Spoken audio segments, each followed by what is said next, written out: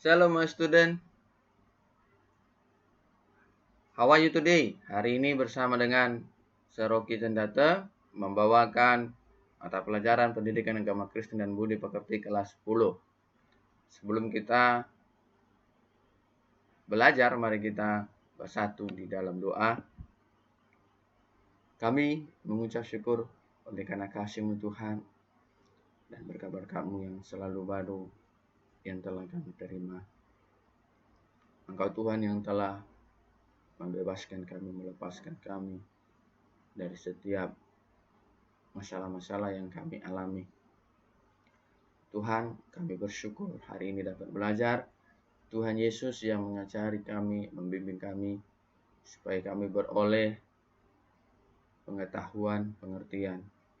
Dapat kami Tuhan mengaplikasikan apa yang sudah kami pelajari ini di rumah, di sekolah, di gereja, di lingkungan masyarakat di mana kami berada.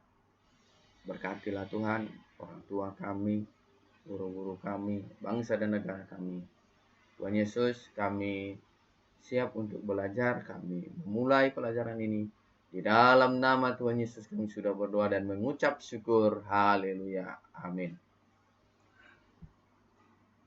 Di materi yang sebelumnya kita sudah belajar ya tentang apa itu bertumbuh dan semakin berhikmat. Anak-anak Nasr, kita akan belajar tentang kisah Tonya Harding.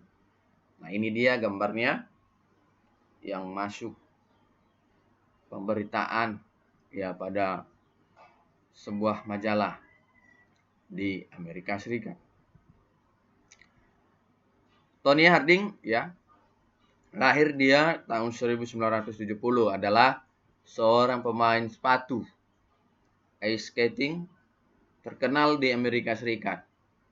Pada tahun 1994, ia terlibat dalam sebuah pelanggaran hukum ketika bekas suaminya, Jeff Gildoli, berkomplot dengan Shawn Eckert dan Shane Stan dan menyerang saingannya dalam olahraga sepatu es. Siapa? Nancy Kerrigan, dalam sebuah latihan persiapan kejuaraan sepatu es keindahan di AS. Nah, Kerrigan dipukul di bagian pahanya hanya beberapa sentimeter di atas lututnya dengan sebuah tongkat polisi lipat. Beruntung kaki Kerrigan ini tidak patah, hanya luka-luka, tapi membuat Kerrigan mengundurkan diri dari kejuaraan nasional.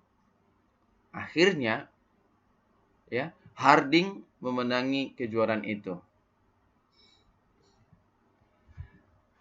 Namanya ya, kalau sudah berbuat jahat ya, pastilah ketahuan.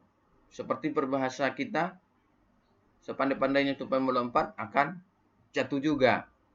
Nah, tepat ini bagi Tonya Harding dan kawan-kawannya.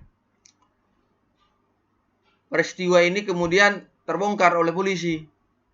Ya, polisi dan hakim membuktikan bahwa Harding mengetahui rencana serangan terhadap Kerrigan. Harding mengaku bersalah dan dijatuhi hukuman percobaan 3 tahun penjara. 500 jam pelayanan di masyarakat. Denda 160.000 US dollar. Nah, gelar juaranya tahun 1994 dicabut. Dan seumur hidupnya Harding dilarang ikut serta dalam semua kegiatan yang diselenggarakan oleh organisasi sepatu es nasional di seluruh Amerika Serikat, baik sebagai pemain maupun pelatih. Nah, apa yang dapat kita temukan dalam kisah Tonya Harding ini? Kita dapat melihat ya bahwasanya orang yang sudah dewasa menurut usia ya ternyata tidak mampu menghadapi masalahnya secara dewasa. Ya, Tonya Harding contohnya ya harus menghadapi Nancy Kerrigan, lawannya yang tangguh dalam pertandingan sepatu es. Nah, Ia takut, ia khawatir tidak bisa memenangkan pertandingan itu untuk dapat mengalahkan Nancy di arena pertandingan.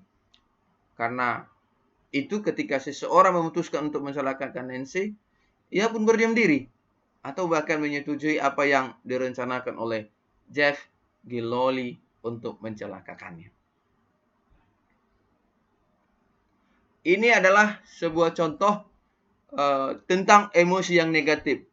Emosi seperti ini sering kali ditampilkan oleh orang-orang yang tidak matang pribadinya, tidak siap menerima kekalahan secara terhormat, dan karena itu bersedia melakukan apa saja untuk mencapai tujuannya.